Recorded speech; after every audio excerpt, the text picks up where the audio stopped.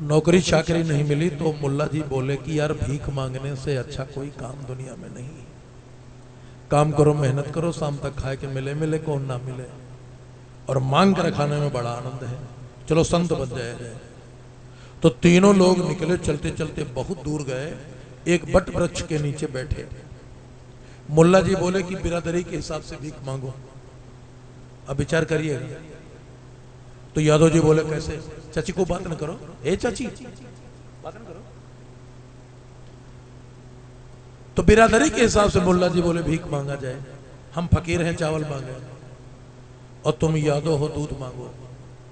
ईसाई जी से बोले मुल्ला जी कि तुम बहुत मीठी जात की हो, चीनी मांगो। और तीनों लोग गए, मुल्ला जी चावल ले आए, यादव जी दूध ले आए और ईसाई साहब चीनी ले आए।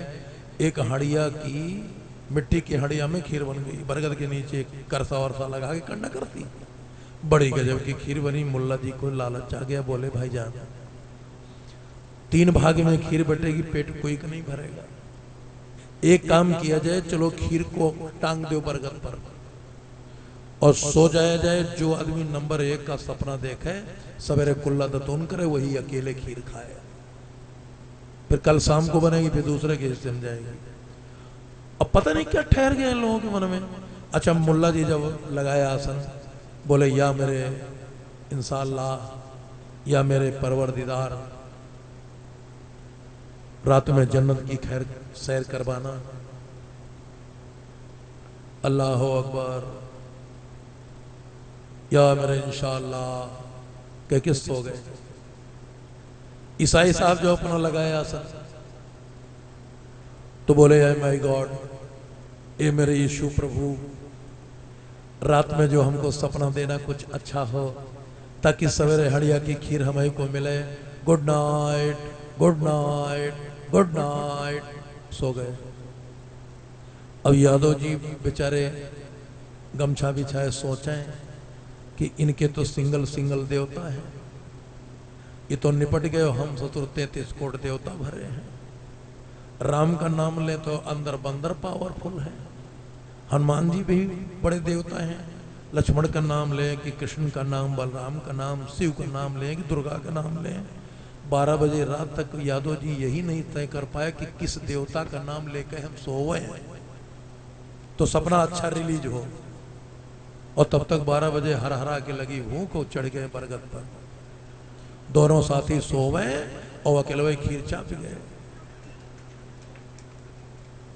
अकेले खीर खा करके जब लेट गए, सवेरे 4 बजे का अजान का समय, मुल्ला जी की आंख खुली तो अपने मित्रों को धक्का मारे कि जगो जगो भाई, जगो जगो भाईजान जगो। आहा, मुल्ला जी बोले अरे अरे इंशाअल्लाह, रात में मेरे तो परवरदिगार आए, मुझसे बोले बेटा अब्दुल हमीद, अरे क्यों रे ख्वाबों में शोरा, चल जन्नत चल। तो मैंने कहा अल्लाह मेरे परवरदिगार, कल 9 बजे सवेरे आना, खीर खा लेंगे तब चलेंगे जन्नत। ईसाई साहब ने कहा रात में यीशु प्रभु आए, हाँ, चूमने लगे, चाटने लगे, बोले बेटा डेविड, यीशु के धाम चलेगा? तो मैंने कहा माय गॉड। यीशु बोले माय लॉर्ड, चलूंगा, कल 10 बजे चलूंगा, पहले खीर खा लूं। मुल्ला जी ने आंख दिखाया कि नहीं चुप रहो यार। अच्छा यादव जी तुम बताओ। और यादव जी मुल्ला जी के गले में बइया डाले, हाथ रो हुए, और इतना प्रेम था, मुल्ला जी रो हुए। बोले का हो भाईजान? और ईसाई साहब भी यादव जी का हाथ पकड़े रोए कि भाईजान क्या बात है, यादव जी क्या हो गया? यादव जी बोले मुल्ला जी, जिस समय आपसे अल्लाह कह रहा था जन्नत चलो, और ईसाई भैया जिस समय यीशु कह रहे थे कि मेरे स्वर्ग चलो, और उसी बीच में हमारे साथ एक दुर्घटना घटित हो गई, फिर चिल्लाए कि अरे मोरे भगवान, बहुत चिल्लाए। अरे मुल्ला जी बोले बोलो तो, यादव जी बोले कि रात के 12 बजे आई गए महावीर। लंबी पूछ वाले हनुमान जी आ गए। पीठ पे घूसा 5 दिए, बोले उठ के खा ले हो।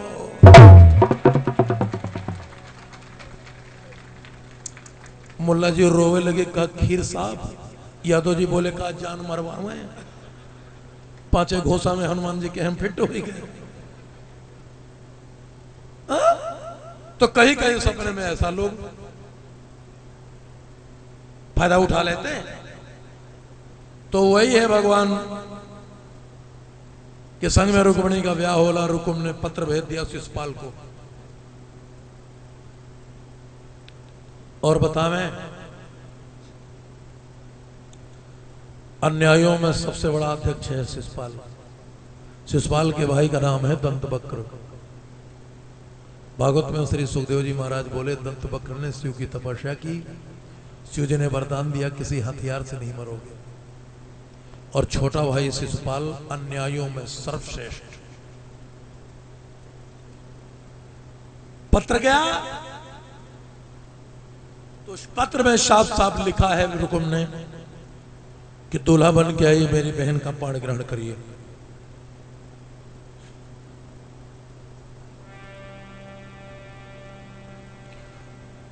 बड़े भाई को पत्र दिखाया कि भैया ये ब्याह आया है। दंतवक्र बोला हम फौज सजा रहे हैं, चलो ब्याह करो। तो दंतवक्र फौज सजावे चिंता ना जिसके मन में, और जिसको दिया वरदान भोले बाबा शंकर ने। और शिषपाल पहुंचे आंगन में अपनी भौजाई से बोले दूल्हा बनाओ। भौजाई बरसाना की थी।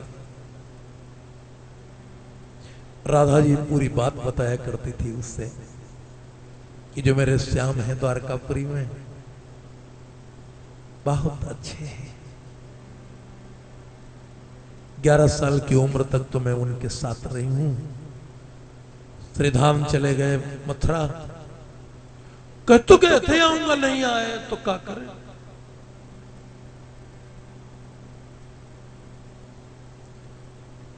दंतवक्र की दुल्हन शिषपाल से रोने लगी कि देवर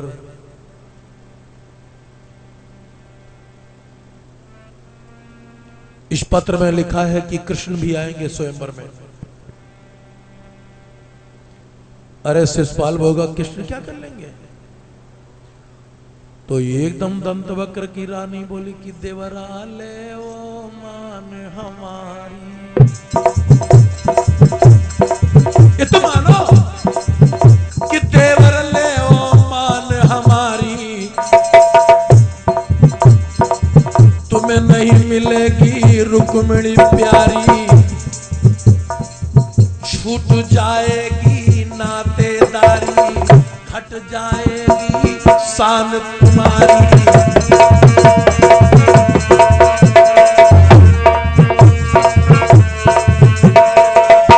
क्यों? अरे रोने लगी भौजाई शिषपाल की कि द्वारकापुरी के अहीरों को तुम जानते नहीं हो देवर जी। असुर अन्यायियों के जब तमंचे तीर चलते हैं, असुर अन्यायियों के जब तमंचे तीर चलते हैं, आन पर जानते देंगे उन्हीं को अहीर कहते हैं।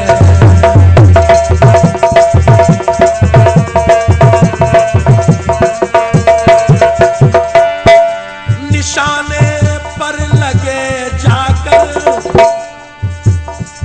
उसी को तीर कहते हैं।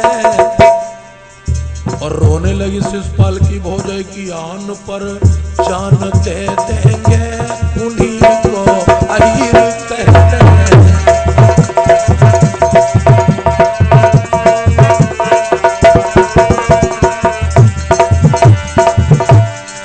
लगी दिल की बुरी हो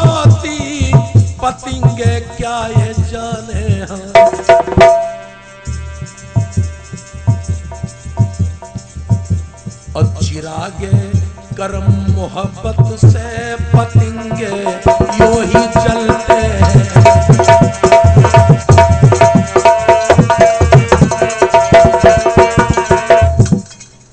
एकदम से शिशुपाल नाराज होकर बोला कि भौजाई अगर नेतागिरी करनी है तो बड़े भैया से बताओ, तुम्हारी नेतागिरी ठीक करे बना दूल्हा। बताते हैं कि शिशुपाल की भौजाई मोहल्ला में गई, दूल्हा बनाने लगी। असुगन जानते कौन हुआ? असुगन कौन हुआ? देखिए, आप भी दूल्हा बने हो, आपके सामने कोई लोग दूल्हा बनेंगे, अगर ये असगुन हो जाए तो जान लीजिए कि दूल्हा के जान का खतरा है। बहुत लोग यहाँ पर वर्तमान दूल्हा, भविष्य में दूल्हा बनने वाले लोग बैठे हैं, लड़के बैठे हैं, और कुछ लोग भूतकाल के दूल्हा बने बैठे हैं। उनसे दूल्हा से कोई मतलब नहीं, तो केवल चूल्हे से मतलब है।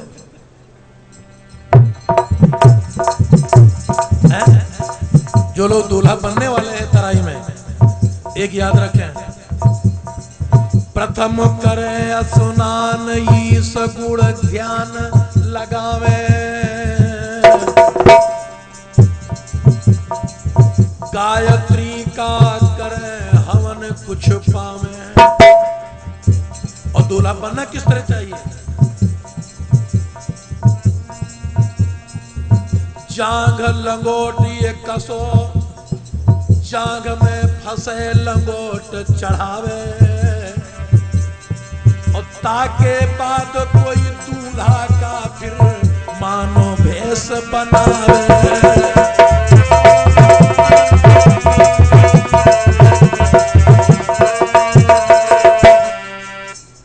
दूल्हा बनने का प्रोग्राम होना चाहिए। दूल्हा वही बन सकता है, हिंदू का धर्म है कि प्रथम करे स्नान ईश गुण ज्ञान ध्यान लगावे, और गायत्री का करे हवन फिर वेद मंत्र पढ़ावे, और कमर लंगोट फंसो, जांघ में फंसो लंगोट चढ़ावे, लंगोट चढ़ावे, और उसके बाद में दूल्हा का भेष बनावे। लेकिन अब तो लंगोट में बड़ी झंझट है ना। आदमी इतना आलसी है कि अगर रेलवे क्रॉसिंग बंद है तो मोटरसाइकिल झुक के लोग निकल जाते हैं, इतनी जल्दी है। और आलस तो इतना बड़ा है, भयंकर आलस। आलस के चक्कर में आदमी ने अपनी न जाने कौन कौन चीज कटौती कर दिया। बड़े आराम से पहले पुरखा पुरानियन में जांघिया छोटे में बांधी जाती थी, अब तो आलस के मारे कोई जांघिया नहीं बांधता, चड्ढी में आराम है, सट से खींचो बस पिल गई। और कौन 10 घंटा नारा फंसावे, इतना आदमी आलसी, काबे नहीं करना चाहता। लेकिन बताते हैं कि श्री कृष्ण, कृष्ण नीति, विदुर नीति, चाणक्य नीति, 3 नीति है धरती पर, लेकिन कृष्ण नीति में सबका लाभ, और चाणक्य नीति में बहुत नुकसान, बहुत लोगों को नुकसान होता है, और विदुर नीति में बड़ा दरिद्रपन है। हालांकि कृष्ण नीति को उच्च कोट की नीति हमारे देश में घोषणा की गई। और 11 छोड़ी जब सेना लेकर शिशुपाल जी पहुंचे, तो एक बार प्यार से बोलो जय श्री कृष्ण। जय श्री कृष्ण। अच्छा, उन दिनों द्वारकापुरी में यादवों की पंचायत चल रही थी। क्यों? भगवान के पास 16,107 रानियां हो चुकी थी, और मीटिंग किसने की? एक साम नाम के यादव ने भगवान का विरोध किया कि भाई ठीक है, बिरादराना है हीरों का, इतने 1000 औरतें रख करके क्या करोगे? तुमने ध्यान दिया कि गरीब यादव तमाम ब्याह के लिए पड़े हैं, तो कृष्ण ने इसको माना कि हाँ, क्यों किया गलत कार्य? तो बलराम जी को डांट दिया बिरादरी के लोगों ने कि अगर तुम्हारा अब छोटा भाई गड़बड़ी करेगा तो बड़े भैया जान लीजिए आपकी खैर नहीं है। बलराम जी आकर कृष्ण का हाथ पकड़े कि एक बात बता दूं, अब कहीं ब्याह की तरफ अगर तेरा कहीं रथ चला तो तेरी खैर नहीं है। और कृष्ण साफ ले सुन, अब तू घर से कहीं नहीं निकलेगा। और पूरी द्वारकापुरी में डुग्गी बलराम भैया ने पिटवा दिया कि मेरे कृष्ण से कोई भी अगर बात करेगा उसका हुक्का पानी बंद। हुक्का ही जात पहले से ही है। अब बलराम जी का DIR में ऐसा कानून लगा और भगवान दिन भर बंसीले एक किनारे बैठे, कोई यादव से बोले कि इधर आओ तो वो तुरंत हाथ जोड़ा कि भाई हाँ हुक्का नहीं बंद करवाएंगे। बताते 3 मास कृष्ण से कोई मिला ही नहीं। देखो समाज एक बहुत बड़ी व्यवस्था है। भले आप नारायण है, अगर समाज आपको चाहे तो धरती फट डिफीट दे सकता। समाज में इतनी बड़ी ताकत है। एक भी यादव कृष्ण को नहीं देखा। और उसी बीच में बारात आ गई। शिषपाल की इधर रुक्मिणी रो रही है। एक बेचारे पंडित जी थे, उनसे जाकर रुक्मिणी ने सारा हाल बताया कि पंडित जी अगर सच्चे आप ब्राह्मण हो तो आप भिक्षा मांगने द्वारकापुरी जाते हो। हाँ पंडित जी बोले वही से तो हमारा काम चल रहा है।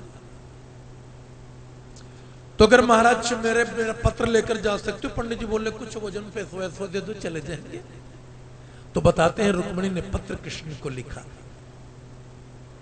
कि मेरे नाथ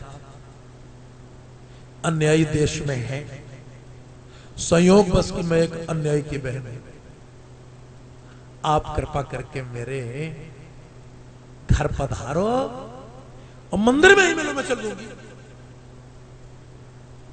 हरण कर लो मेरा, फिर वरण कर लो, हरण कर लो, फिर वरण कर लो। और पंडित जी बेचारे आए द्वारकापुरी। माता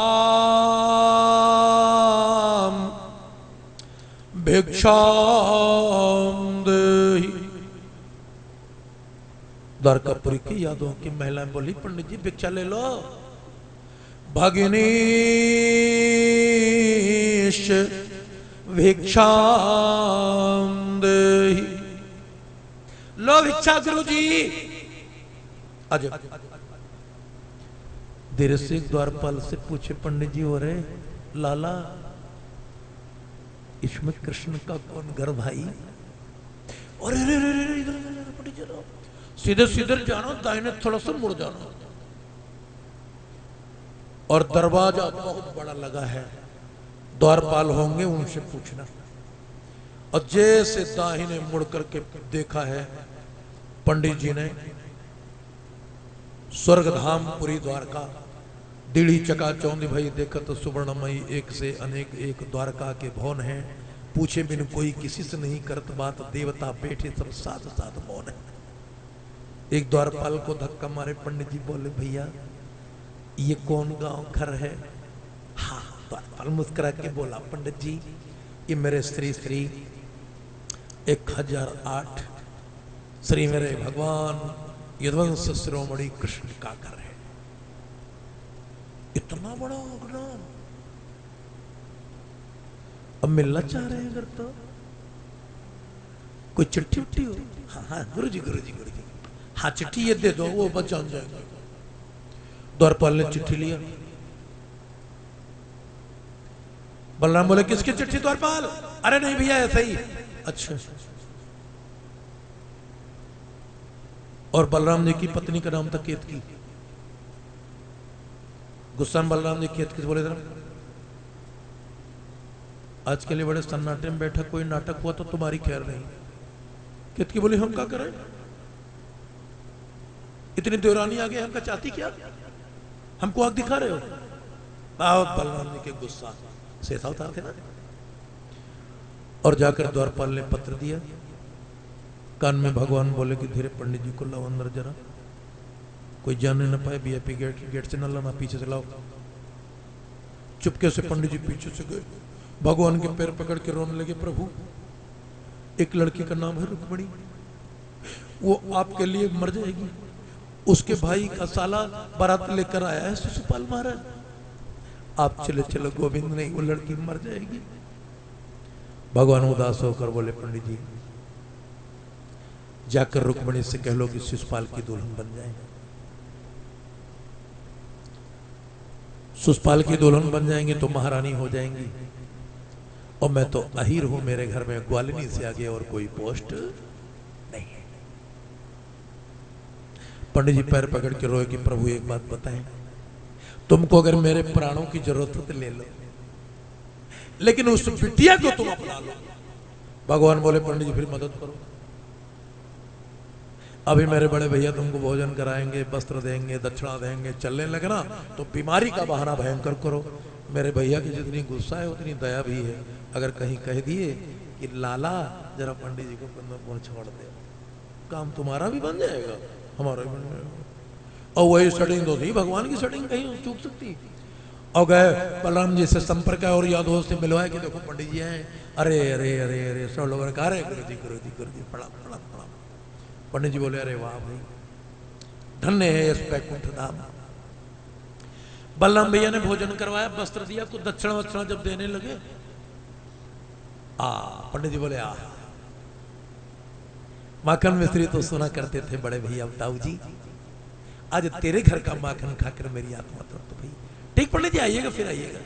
हाँ ठीक ठीक आएंगे। अच्छा ठीक, नमो नारायण। हाँ नमो नारायण। भगवान तिरछा तिरछा देखे पंडित जी को कि पोछे मुचल रहे हो, और धड़ाम से पंडित जी गिर पड़े बेहोश। नटवर थे ना भगवान। भगवान पर पंडित जी बेहोश। बलराम जी पानी लाओ, पंखा लगाओ, बैठ बोलो। हाथ पकड़े भगवान रोए। पंडित जी गुरु जी सेटिंग थी ना। थोड़ी देर में पंडित जी की आंख खुली, बोले हाँ बच्चों के दर्शन हो जाए, बच पाना बड़ा मुश्किल है, ऐसी हार्ट बीमारी है। भगवान रोने लगे। बड़े भले पंडित थे, छोटे छोटे बच्चे हैं बेचारे के बर्बाद हो जाएंगे। अंतिम समय भी अगर बच्चों के दर्शन कर लेता तो अच्छी बात थी, लेकिन देखो क्या होता है। और ऐसे भी अगर द्वारिकापुरी के द्वार पर कहीं मरा तो सर्वत्र यदुवंशियों पर ब्रह्म हत्या जरूर लग जाएगी। और कानून के बड़े खिलाड़ी थे भगवान, राजनीति शास्त्र के बहुत अच्छे। बलराम जी घड़ाहड़ाए कि रे बाप रे बाप, ब्रह्म हत्या न लगे। अरे श्याम जी भैया जरा सफेद घोड़ा लो रथ ला, वही तेज चलता है। और पंडित जी को बैठा के तुरंत एक घड़ी में छोड़ दे वहां। दौड़े भगवान, सफेद घोड़ा रथ लाए, पंडित जी को बैठाए और जैसे लगाम खींचे, बलराम का दिमाग गया कि यह है बड़ा तिकड़म, किसी तिकड़म के लिए नहीं जा रहा है। बलराम जी को शंका, भाई सुन सुन सुन सुन सुन सुन, रुको रुको रुको। भगवान को रुक रुक रुक, घोड़े रुको, घोड़े रुके। हाँ बलराम बोले सुनो श्याम, एक घड़ी में तेरा रथ 750 कोस चलता है, तो यहां से कुंदनपुर 750 कोस। एक घड़ी जाते, एक घड़ी आते, एक घड़ी पंडित जी की फैमिली से बात करते, लौटो 3 घड़ी में चल पड़े भगवान। हाँ ठीक भैया, ठीक है ठीक है, चलो चलो चलो चलो। जैसे रथ की थोड़ी स्पीड भई, बलराम बोले श्याम जी भैया सुनो सुनो सुनो सुनो सुनो सुनो। हाथ जोड़ रहे हैं तुमको लाला। कोई अगर लड़की कहे कि हमको स्थान चाहिए तो तुम कह देना नो। भगवान बोले हाँ हाँ हाँ ठीक कह देंगे, ब्याह नहीं करना, बस बिरादरी में हम बात हार गए। भगवान बोले बिल्कुल नहीं करेंगे। और थोड़ा सा भगवान आगे बढ़े तो मंद मंद मुस्कुराए।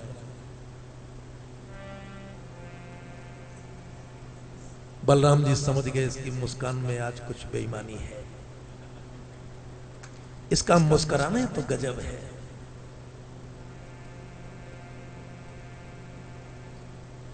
बड़े टेंशन में बलराम जी की पत्नी केतकी बोली क्या हो गया बड़कू? गुस्सा में बलराम जी बोले क्या हो गया? तुम्हारा ऐसा एक नटखट देवर हम पाए हैं, पूरा यादव संप्रदाय तबाह है। जिस भी सभा में जाता हूं लोग कहते हैं ये कृष्ण का भाई है, जिसकी नियत नहीं ठिकाने कितने ब्याह करेगा। आज भी हमको लग रहा है उसी प्रोग्राम से गया है। अरे माता केतकी बोली तुम तो बिना मतलब बवाल किया करते हो, बेटो और उधर भगवान ने पंडित जी से कहा, गुरुजी कैसे हो, तुम्हारे परिवार में कितने लोग हैं? पंडित जी रोने लगे कि 3 बेटी हैं प्रभु, पत्नी हम।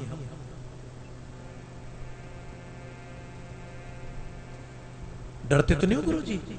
हमारा डरते तो हैं। भगवान मुस्कुराए कि पंडित जी रथ की पिंजनी पकड़ो। पंडित जी बोले क्यों? भगवान मुस्कुरा के बोले कि देखो पंडित जी, हम नीचे नीचे ज्यादा नहीं चलते हैं, नीचे की सड़कों पर बड़ा खतरा है, हम गियर बदलने वाले हैं। पंडित जी समझ नहीं पाए और उसी बीच में अररा उड़ गए सरौर सूरग में मंडराई।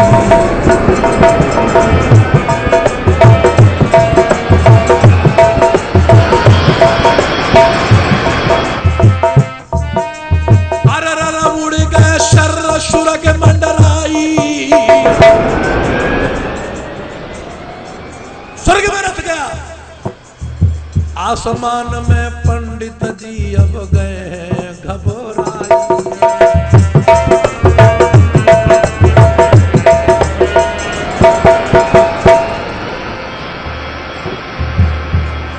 बचाओ!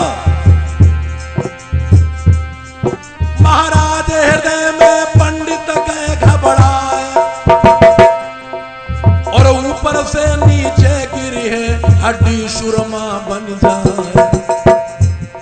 पंडित मन ही मन में कहे अहिर के चक्कर फंस गए हैं।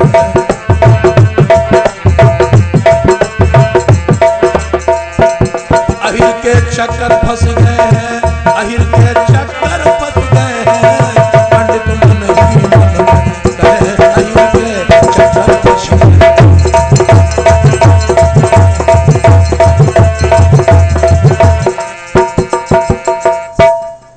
आज वो ब्राह्मण देवता बहुत रोए, रोने लगे कि आज हम अहिर के चक्कर फंसे। इसीलिए लिखा है कि अहिर से मिताई जब करे जब समय जाते मर जाए। ऐसा भी पंडित जी भी बेचारे परेशान हैं। और उसी कुंदनपुरी नगरी में ऊपर आसमान से भगवान पंडित जी से बोले कि कहाँ है कुंदनपुर? पंडित जी हाथ जोड़े प्रभु के पैर पकड़े दाबे कि तुम्हारे प्रभु हम पैर दाबते नीचे चले। वो मंदिर दिखा तो भगवान ने देखा दूरबीन से, आए उसी मंदिर में जहां भगवती की पूजा करने रुक्मिणी आती थी। पंडित जी बोले कि यहीं पर रोज पूजा करने वो लड़की आती है। ठीक ठीक ठीक, इको कब तो बातचीत कर लेना, आगे वाला तो कब तुम्हारा है ना। भगवान बोले बस ठीक ठीक यहीं बैठे ना। हाँ बैठो। आप तो इधर पंडित जी गए जब रुक्मिणी उधर रो रही हैं।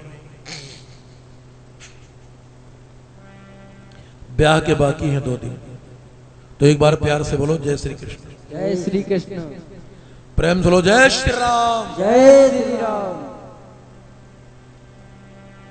रुक्मिणी रो रही कि अगर नहीं आए पंडित जी तो मैं मर जाऊंगी। और उसे भी पंडित जी पहुंच गए। रुक्मिणी रोने लगी, गुरुजी मेरे प्रभु आए। हाँ, कितने यादवों को लेकर आए हैं? पंडित जी बोले वो अकेले यादव जी काफी, और ज्यादा माझा तराई वाले यादवों की वहां कोई जरूरत, अकेले बहुत है। अच्छा तो किस चीज से आए? एकदम से पंडित जी झुक कर रुक्मिणी से बोले कि बिटिया जिस रथ पर तुम जाओगी ना वो स्वर्ग विमान है। 2 टका के पंडित थे, हमको वो बैठे न पाते, और तुम्हारे चक्कर में हम हूं ब्रह्मांड भूमि आए हैं। हाँ रुक्मिणी जी पीठ ठोक लेंगे, गुरु जी ऐसा कुछ नहीं आइएगा। अच्छा पंडित जी बोले भोजन कराओ। रुक्मिणी बोली भोजन तुम्हें करावे पंडित देर बहुत हो जाएगी। करा तो देती लेकिन देर हो जाएगी। भोजन तुम्हें करावे पंडित देर हो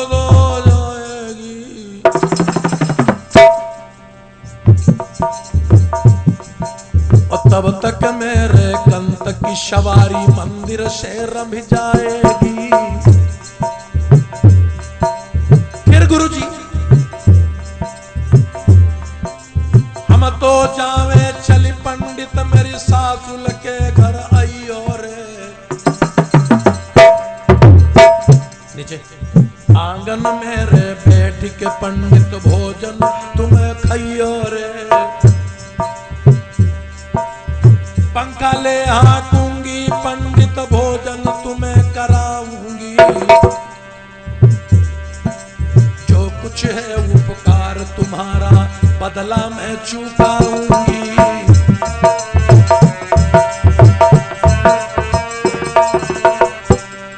लेकिन राम करण यादव को लखनऊ जनपद से बुलवाऊंगी। 7 रोज की भागवत द्वारे पे रचाऊंगी।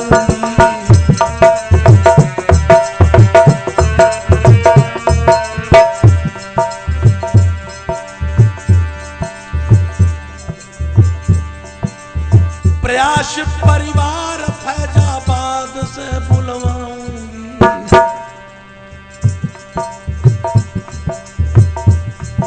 जो भक्त हमारे प्यारे उनका सम्मान कर पाऊंगी।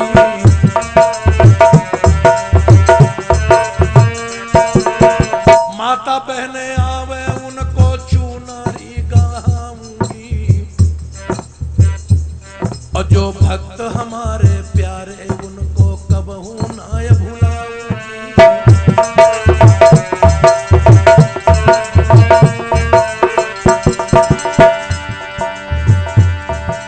राम करण मेरे भजन करे उन्हें परम धाम पहुंचाऊंगी।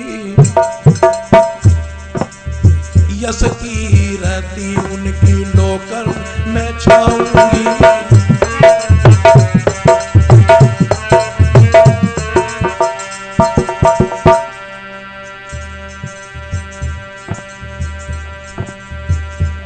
अच्छा जाओ।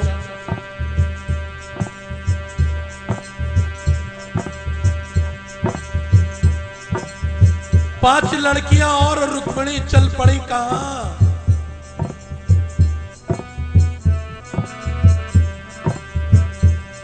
लेकिन श्यामा तुमसे मिलने का ये सत्संग एक बहाना है। श्यामा तुमसे मिलने का सत्संग एक बहाना है। श्यामा तुमसे मिलने का सत्संग एक बहाना है। श्यामा तुमसे मिलने का सत्संग एक बहाना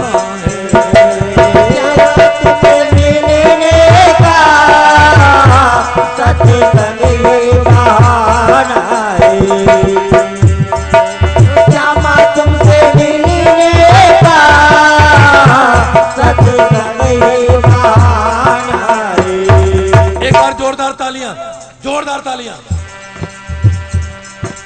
श्याम तुमसे मिलने का सत्संग एक बहाना है।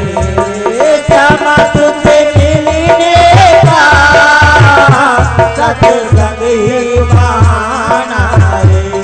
लेकिन दुनिया वाले क्या जाने,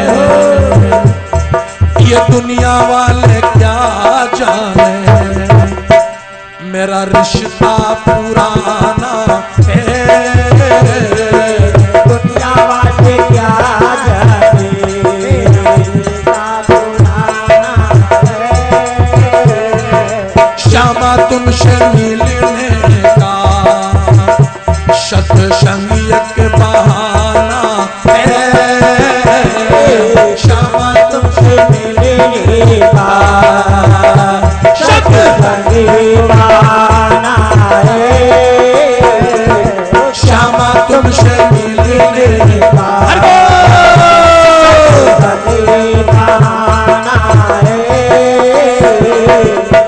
व्यास परिवार के श्री अवध कुमार भैया की जरूरत है, क्योंकि आप निश्चित रूप से देर आए लेकिन दुरुस्त आए हैं। बड़ा इंतजार था आपके प्यार का, और थोड़ा सा वीडियो कैसेट की रिकॉर्डिंग में आप आ जाएंगे। श्यामा तुमसे मिलने का सत्संग एक बहाना है, श्यामा तुमसे मिलने का सत्संग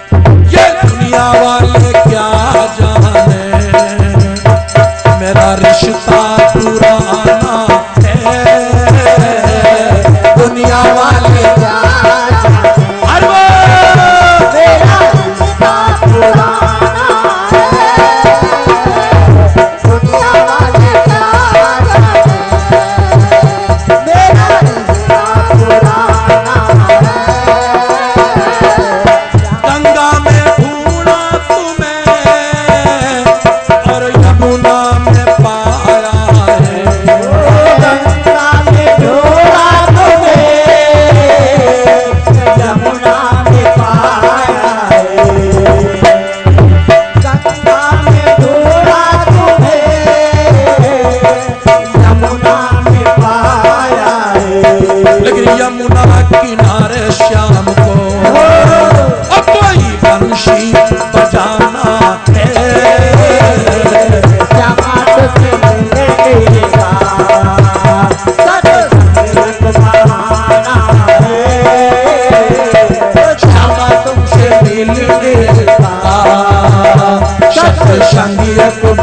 बहाना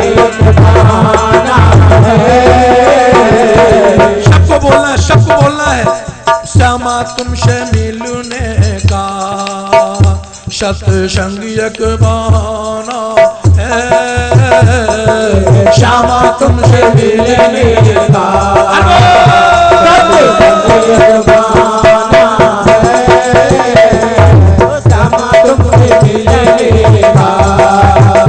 सत्संग एक बहाना है। श्याम रे श्याम की जय, वृंदावन श्रीधाम की जय। ऐसे बताते हैं रुक्मिणी का उस मंदिर से गोविंद ने हरण किया था, जहां पर पूजा के लिए गई परम्बा जगदम्बा है, और हरण करके जैसे भगे। एक बात और याद रखना, एक लड़के ने जाकर के शिषपाल से और रुकुम से बता दिया कि वो लड़कियों का जो चोर है कन्हैया का लूटा, वो बहन को लेकर भाग गया। रुकुम बहुत रोया और शिषपाल को आदेश किया। रुकुम और शिषपाल की दोनों सेना चल पड़ी। पहले रुकुम की सेना गई और अकेले भगवान को गाली बक रही है, और एक कदम के नीचे नारायण खड़े थे। देखिए वो कितना ताकतवर जमाना था। अकेले कृष्ण 11 छोड़ी सेना रुकुम, और रुकुम गाली बक रहा है, और भगवान ने उतने ही रूप धारण करके रुकुम की सेना के हथियार छीन लिए और सेना अपने आप भाग गई। और ये भी लिखा भागवत में, रुकुम भाग गए रण खेतन से, मर्दो सुन लो कान लगाए, और लगी कचहरी शिषपालों की जामे रुकुम पहुंचो जाए। और रुकुम कहते है शिषपालों से, जीजा सुन लो कान लगाए, और तुम तो सोए रहे सुख निधिया, जिज्जिक लेगा गुंडा भगाए। सारा हाल चमोली राजधानी के महाराजा श्री शिषपाल से बताया। शिषपाल की 11 छोड़ी सेना चली। छत्रपति छत्रधारी राजा था शिषपाल भी। और इधर बलराम जी जब रात भर कृष्ण नहीं लौटे तो देव की माता बोली कि लाला कुंदनपुर का मतलब है कि वहां कृष्ण के बड़े दुश्मन हैं। यादव लोग सवेरे रोवे कि भैया चलो, बलराम जी हल मूसल रखे रथ पर और 11 छोड़ी यादवों की सेना चल पड़ी। उसी कदम के पेड़ के नीचे भगवान बैठे रुक्मणी के लिए बात कर रहे हैं, त्रेता युग की बात कर रहे हैं कि वही आरण्य वन है जिसमें तुमको रावण ने हर लिया। और फिर भगवती, अरे राम राम, पूर्व जन्म की लव स्टोरी चल रही थी नारायण की। और भगवान माता भगवती विचार कर रहे हैं कि त्रेता में मैं कैसे रहा, और उसी बीच में शिशुपाल की सेना गाली बकती आ रही है। धो करके संग शिशुपाल का बजा। रुक्मणी देखी ये स्वामी कौन आ रहे हैं? भगवान मुस्कुराए कि ये तो तुम्हारे असली वाले पति आ रहे हैं। रुक्मणी रोने लगी, अब क्या होगा? भगवान के जो कुछ होगा होगा।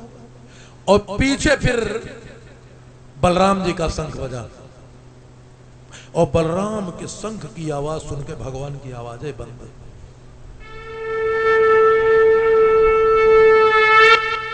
इतना भयंकर शंख बजा, ब्रह्मांड हिला। रुक्मणी बोल पड़ी, ये कौन आ रहे हैं? भगवान के छल से आंसू बहाए कि तुम मेरे बड़े भैया आ रहे हैं और इसी मार्ग से आ रहे हैं, और जिस मार्ग पर हम आप हैं। और भगवान बोले कि रुक्मणी ये चुनरी ओढ़ करके रथ की पिंजनी पकड़ के बैठ जाओ। और ये लेडीज से बड़ी नफरत रखते हैं, और आज हम तुम रगे हाथ पकड़ गए, देखो होत का है। तब बताते रुक्मणी चूनर ओढ़कर बैठ गई, और भगवान भी पीतांबरी ओढ़ के बैठ गए। और बलराम जी का रथ जब बगल में आया, उद्धव जी भी है, यही रथ है ना कृष्ण का? हाँ, बगल में रथ खड़ा कर बलराम जी बोले, श्याम श्याम। और यही लगे भगवान हाइए ना है। इतना बड़े भाई को लोग डरते थे, अब तो बड़े भाई से आंख मिलाते हैं। और भगवान को 2 बार श्याम श्याम कहे, गुस्सा आ गई बलराम जी के। उठाया मूसल और ठाट कर से मारा रथ में, कन्हैया। तब भगवान बोले, क्या है? बलराम जी ने कहा कि सर उठा के बात कर बस। तो भगवान रोने लगे कि सर उठाने वाला काम ही नहीं किए। ये लड़की कौन है?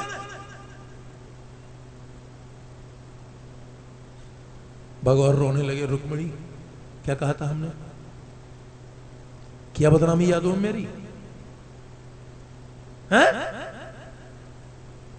जब तू कसम खा रहा था कि मुझसे दूसरे ब्याह से मतलब नहीं है। अरे राम राम, जितनी तू बड़े भैया की नाक कटवा पर कटवा डाल बस, और तुझको इसी में आनंद मिल रहा है। पूरा यादव नाराज है मुझसे। तब तक शिशुपाल गाली देता रहा है, काट डालूंगा दोनों भाइयों को, मार डालूंगा। और बलराम ने देखे शिशुपाल की सेना, ये कौन आ रहा है? भगवान रोने लगे, शिशुपाल तो इससे क्या मतलब है? ये यहां क्या करने आ रहा है? भगवान बोले, हमारी चटनी बनाने आ रहा है। क्यों? तो बताते गोविंद रो कर बोले कि असली दुल्हन उन्हें नहीं थी, हमने बीच में झप्पा मारा है।